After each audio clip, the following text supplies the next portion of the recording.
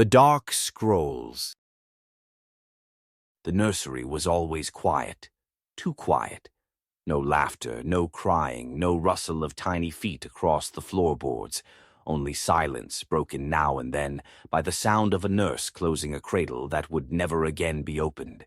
17 times Anne prepared that room. 17 times she hoped. 17 times she named a child, held it, prayed over it, and 17 times she buried them. Some she never saw breathe, some she watched slowly waste away in their cribs.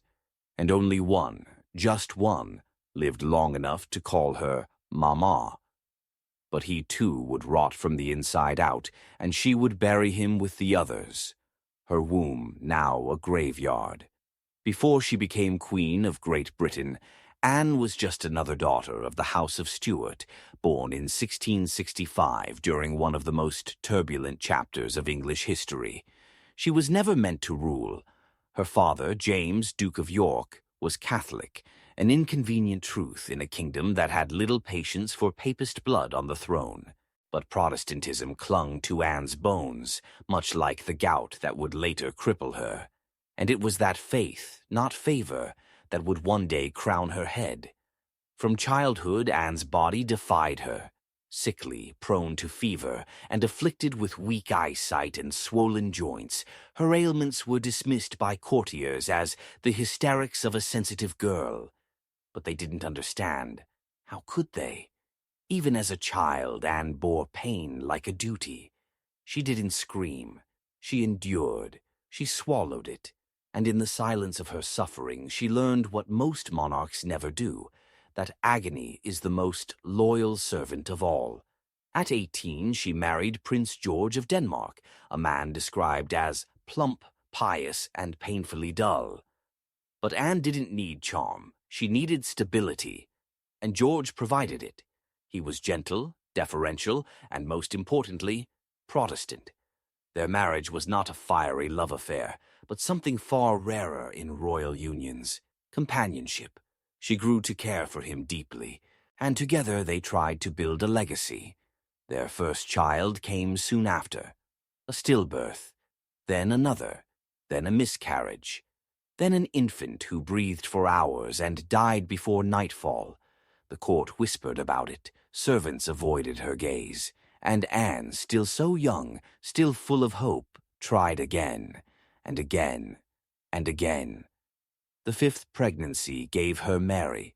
The child lived. Anne wept when she heard her first cry, but 2 years later Mary died of smallpox, her body covered in sores, eyes glazed with fever. Anne didn't scream. She just watched. 10 more pregnancies followed. Some babies died in the womb. Some came early and didn't last a day. Others gasped for air and then went still in her arms. Then came William, Duke of Gloucester. Born in 1689, he was frail and sickly, just like his mother. But he lived. Day after day, week after week, little William survived. The court rejoiced. Finally, an heir. Finally, hope. Anne held him like something sacred. She watched his chest rise and fall every night. She fed him herself. He laughed. He grew. For 11 years he was the axis on which her entire world spun. And then, one summer, he caught a fever. It was smallpox. Within days he was delirious. His eyes rolled back, his skin blistered, and Anne, desperate, prayed so hard that her lips bled. He died in his bed while she held his hand. No scream, no collapse, just silence. The nursery was quiet again. That year, Anne changed. Something inside her cracked and never healed. She still wore the gowns, still sat through council meetings, still appeared at court. But it was as if the woman inside her had vanished. Her body remained swollen and bent from gout, her face bloated from grief and medication. But her soul was now draped in black, and it would never again see light. But her duty was not over. England needed a monarch.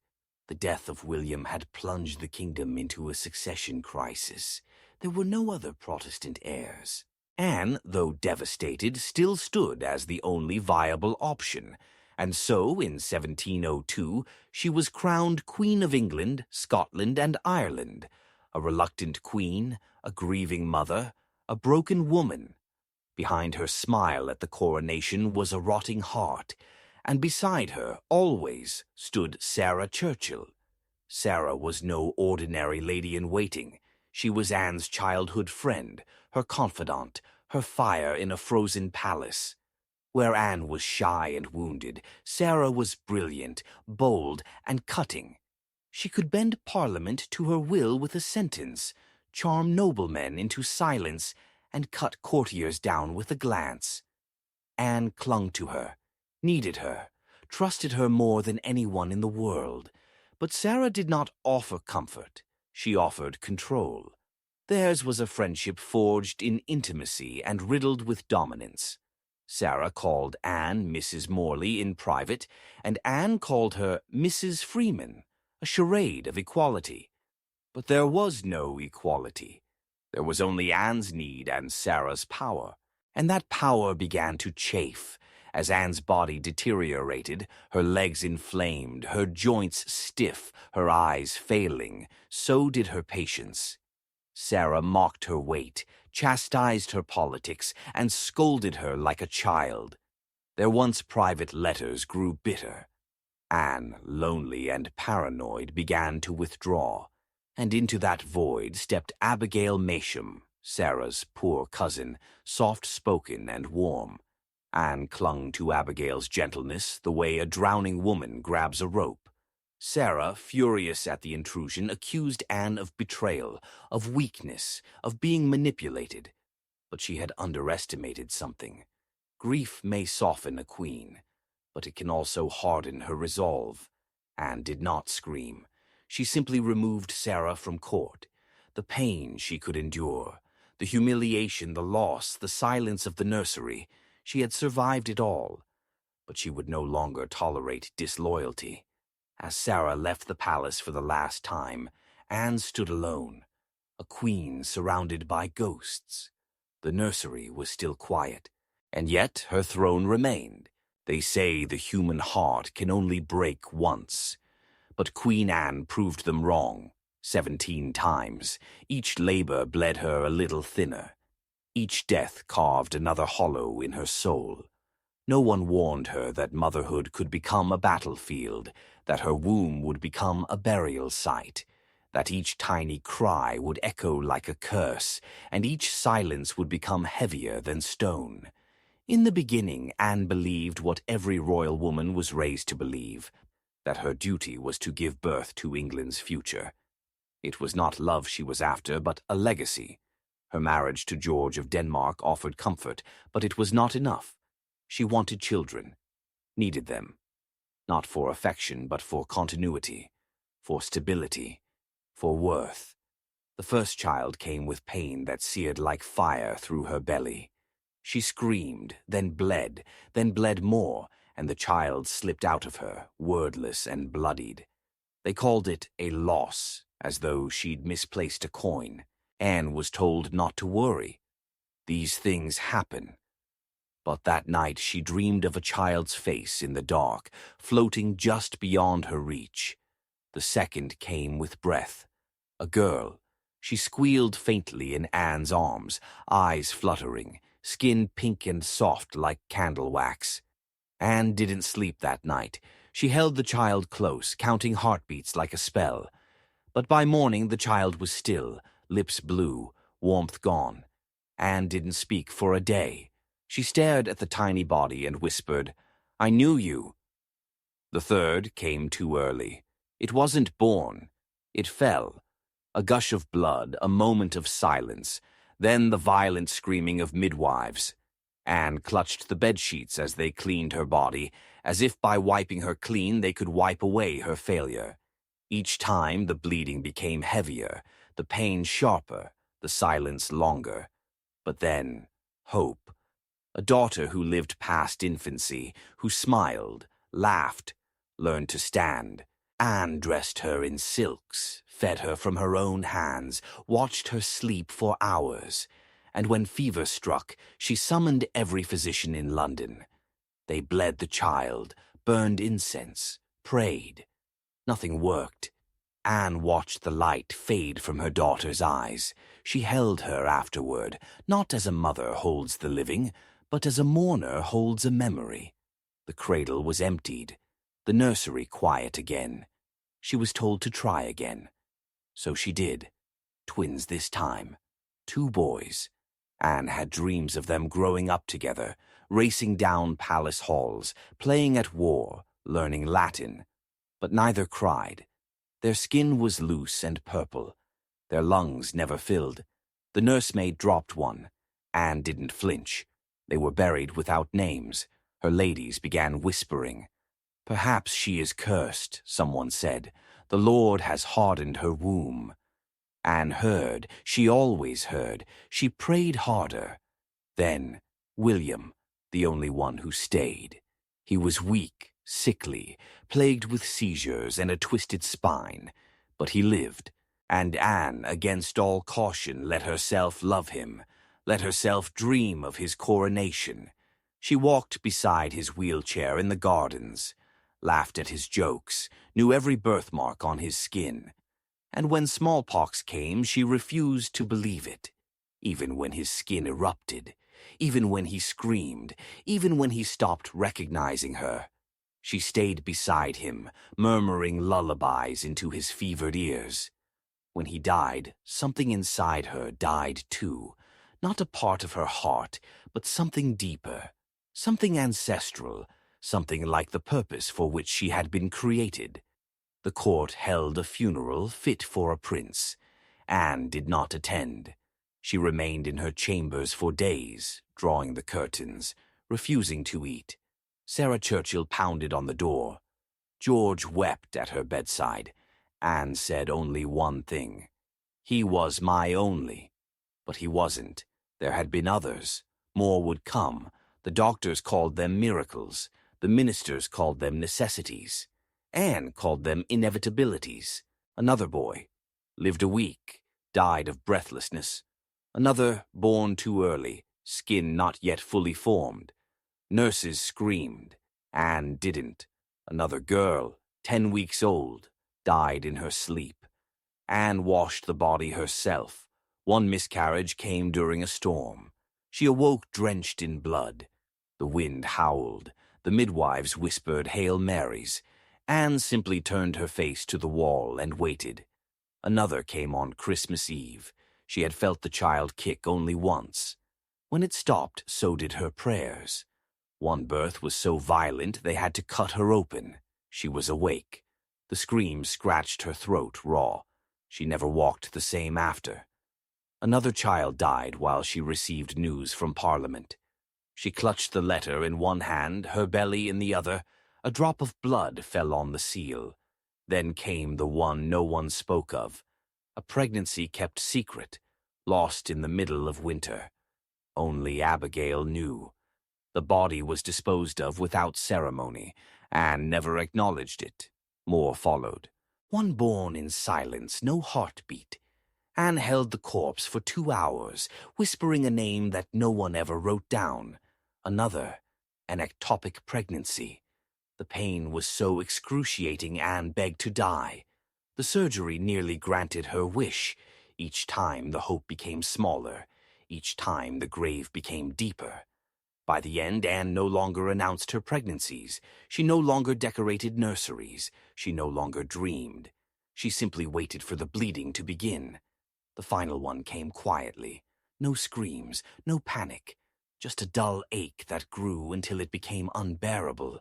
Her body expelled what it could, and then went still. Anne didn't cry. She folded her hands and whispered, "Let it be the last." And it was. 17 children. Some had names. Some had voices. Most had neither. All had graves, some physical, some carved only into Anne's heart. Her body had become grotesque, swollen with gout, legs inflamed, breasts heavy with milk that would never be drunk, her gait crooked, her skin pallid. She lived in pain, always. Even standing became a task. Yet the court expected her to smile, to wave, to attend the opera. "Your Majesty," They said, "You must try again." As though she hadn't, as though she didn't bleed every time she heard a baby cry. Sarah Churchill, once her fiercest companion, began to speak more boldly. "You cannot let this define you," she said, impatient. "England needs an heir." Anne said nothing. Sarah continued, "What will become of the realm if you fail again?" Anne looked her in the eye.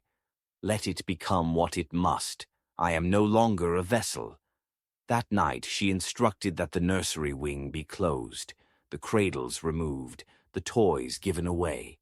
In her chambers she lit 17 candles and sat in silence. One by one she watched them burn, one for each soul. She did not speak their names aloud, but she remembered. Each labor, each tiny coffin, each prayer unanswered, each scream swallowed. Her faith had rotted. Her body had betrayed her. Her country had watched and waited and demanded more. And still they dared to ask if she might conceive again. There was no word in English for what Anne had become. Not a widow, not barren, not broken. Something else, something worse. She ruled an empire, but her throne was built on the bones of her children. And in the silence of night, when no courtiers watched, Queen Anne would press her palm to her hollow stomach and whisper, "I'm sorry. I tried." No reply ever came, only the same old silence, the silence of a nursery that had never truly lived. The nursery had gone still, but the palace had not. After the last child was lost, Queen Anne did not scream. She did not pray. She did not curse the heavens or pound the walls. She simply rose from her blood-stained bed, stared at the cradles being carried away, and walked back into power as though 17 children hadn't died inside her. But they had, and though the world did not see it, she carried every one of them in her silence, like a procession of ghosts behind her skirts. The kingdom, however, could not afford mourning. It needed something else, something Anne could no longer give. An heir. The death of Prince William, her only surviving son, had done more than shatter her heart. It had shattered the future. Without him, the Stuart bloodline had no clear Protestant successor. Her own father, James II, had long since been exiled for his Catholic sympathies. His male heirs were barred from the throne. Her sister Mary had ruled alongside William of Orange, but they had no surviving children. Now Anne stood as the last hope of a dynasty clinging to Protestant identity by a single, trembling thread. Ministers gathered behind closed doors, whispering. Perhaps a foreign cousin. What of the German lines? The House of Hanover? It was insult dressed as diplomacy. Anne was still breathing, still reigning. Yet they were already searching for her replacement, like vultures pacing beside a still warm corpse. And through it all, one voice remained by her side, sharp as ever. Sarah Churchill. From the earliest days, Sarah had been more than a friend. She was a force, the only woman in Anne's life who dared to speak without trembling. They had once shared everything, secrets, letters, laughter. Sarah had wiped Anne's tears after childbirth, had held her through fevers, had whispered prayers when Anne could no longer find the words. But as Anne grew more fragile, Sarah grew more impatient. "You are queen now," she reminded Anne constantly. "You must act like it." Anne tried. God, she tried. She dragged her bloated limbs to council meetings. She sat through endless discussions of treaties, taxes, wars. Her legs throbbed, her belly burned, her vision blurred. She had to be carried upstairs like a broken statue. But still, she ruled. Because she had no children, because she had no choice. Sarah, however, wanted more. She wanted politics, control, to shape the realm in her image, and she expected Anne to be her mirror. But Anne had changed. The sorrow that once made her dependent had hardened into something colder, something stubborn. Each time Sarah pushed, Anne resisted. Each time Sarah demanded, Anne withdrew. One day Sarah found her alone, gazing at a painting of young William. England needs strength, Sarah snapped, not sentiment. Anne did not look away from the portrait. Her voice was quiet. He was my strength. Sarah sighed. You must forget him. You must move on. Anne turned. Would you forget your son? Sarah hesitated, and Anne saw something rare in her, silence. But the moment passed. The political war began quietly. It started with disagreements over war policy, Britain's involvement in the War of Spanish Succession. Anne leaned toward moderation. Sarah, aligned with the Whigs, wanted aggressive expansion. Then came debates over taxes, over foreign alliances, over royal prerogatives. In council, Sarah did not hesitate to speak over her queen. In letters, she chastised Anne like a child, and in public, she smiled. But her eyes carried scorn. Anne, once pliable, grew steel in her spine. She began to trust her own judgment. She began to write fewer letters. She began to speak more in meetings. And she began to favor someone else, Abigail Masham. She was everything Sarah was not, soft-spoken, humble, gentle. She did not lecture or demand. She brought tea. She listened. She never questioned Anne's grief. She let her weep.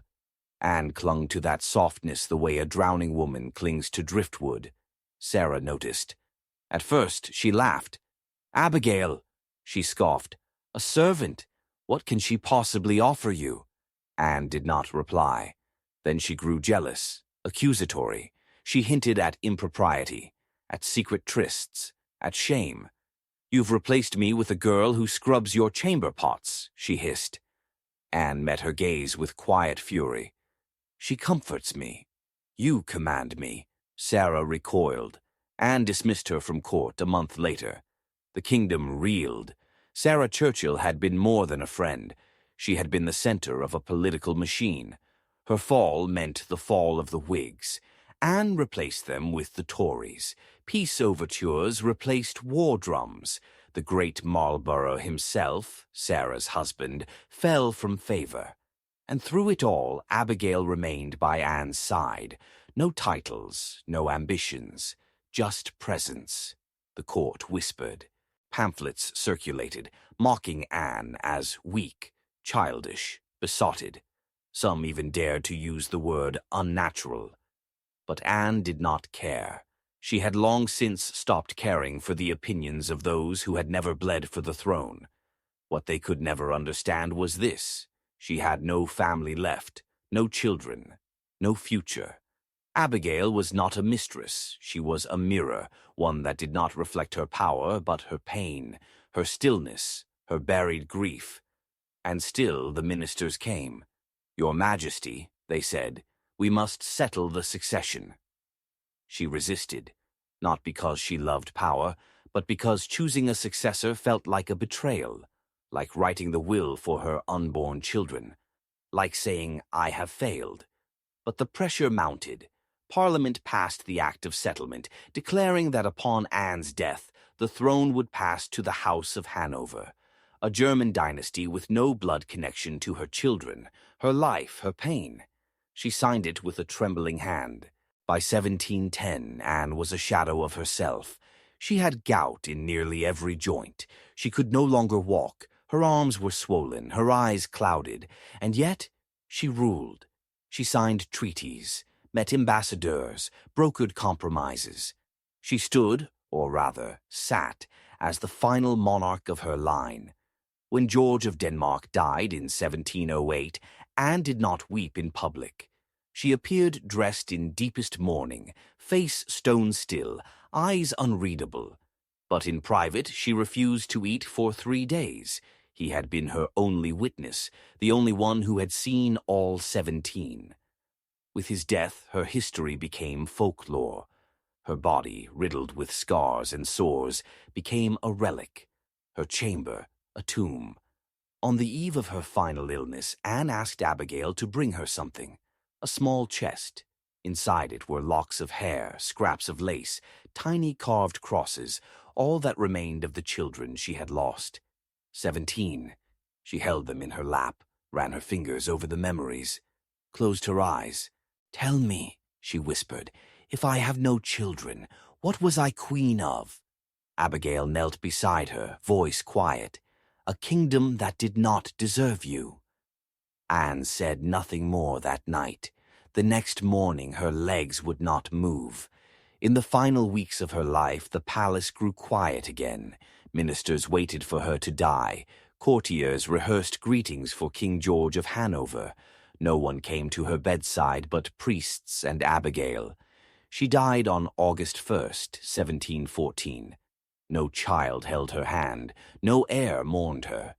Her body, so often torn by labor, was now stiff with decay.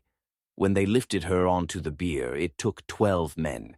She was buried in Westminster Abbey beside her husband, but not beside her children, because there were no graves for them, only 17 shadows.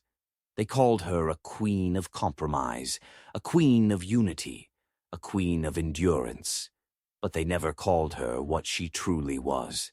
A mother who outlived every cradle she filled, a sovereign forced to bury the future, a woman whose body broke for a nation that never said thank you. Her name faded from history books, overshadowed by the George, the Hanovers, the revolutions. But in the corners of St. James's Palace, in the quiet halls of Kensington, they say the air still carries her, not her crown, not her scepter, but her silence, the silence of 17 unborn kingdoms. The bells of Westminster tolled long and low on the morning of her funeral. 12 men strained beneath the weight of her coffin, not because it was carved in oak and draped in velvet, but because Anne's body had long since given up trying to be light. It had swollen over the years with fluid, with pain, with grief, until it became a monument of suffering unto itself. There was no husband beside her, no child to walk behind the bier.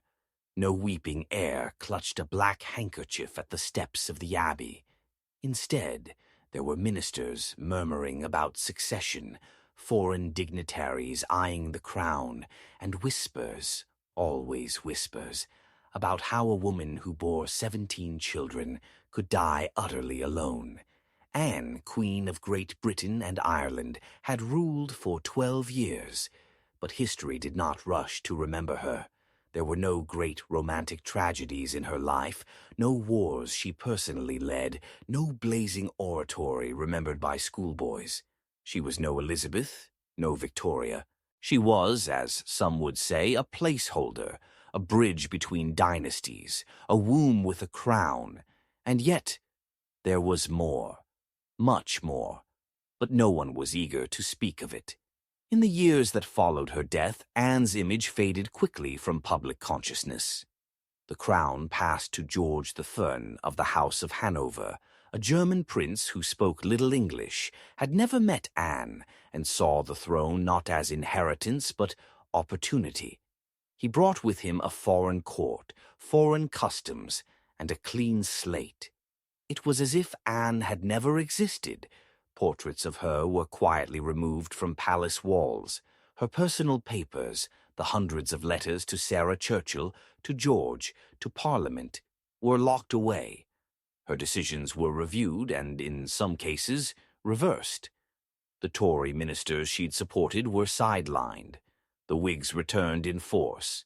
The church she'd so fervently defended now whispered doubts about her sainthood.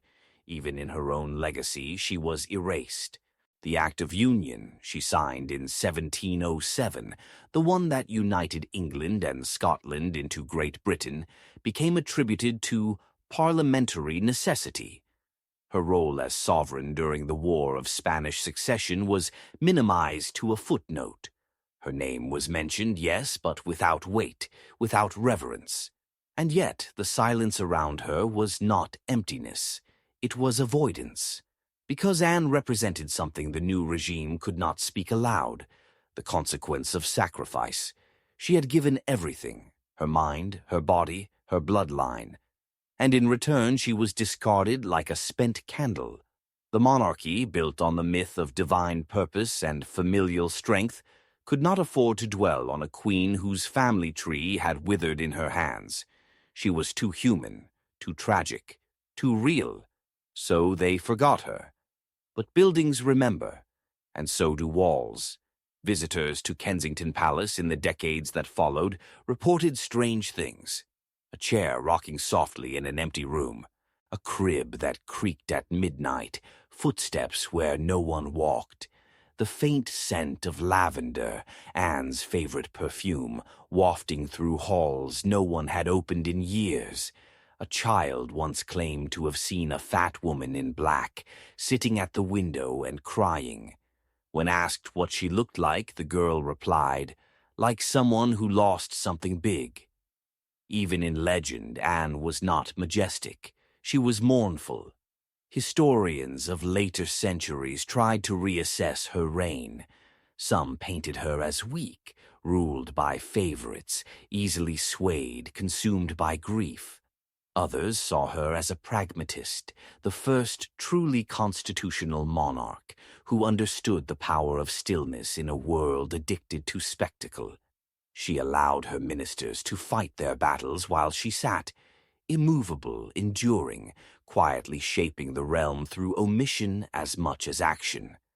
Few noticed that the monarchy she passed on, quiet, symbolic, restrained, was one she had forged not by design but by necessity. Her body had broken, and so she made power less physical. Her children had died, and so she turned dynasty into institution. She became the mother of a monarchy that would no longer rely on fertility, but on form. It was no longer about who bled for the crown. It was about who carried it, even while bleeding. In private records, fragments of Anne's inner world have survived, a note written in the margins of a prayer book. "I do not fear death. I fear forgetting." A letter to George, never sent. 17 rooms in my heart, all empty. I would give all my jewels to fill just one.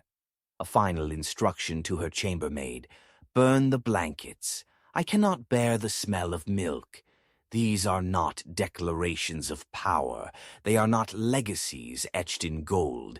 They are the traces of a woman who was never allowed to be just a woman, who was always queen, always womb, always throne. And yet, in her quiet, Anne had reshaped the monarchy more than any conqueror. Centuries later, when Queen Elizabeth II sat upon the same throne, she would do so in a world Anne had helped shape, where queens could rule without heirs, where grief could be endured privately, and where monarchy had become endurance more than destiny. Anne had laid that path in blood, 17 times. Today, few tourists pause at Anne's tomb. They walk past it on the way to Henry VII's chapel, or toward Elizabeth I's grandeur, or past Victoria's sculpted likeness. Anne's grave is flat, modest, the engraving barely visible. It reads, "Anne, Queen of Great Britain, died 1714. No mention of her children, no mention of her suffering. But in the silence of the abbey, if one listens carefully, they might hear it still, a whisper of lace, a cradle creaking, a name spoken only in dreams. And in that quiet she lives, not as a mother, not as a monarch, but as a memory carved into the bones of history, forgotten by men, remembered by grief. Thanks for watching. Subscribe for more.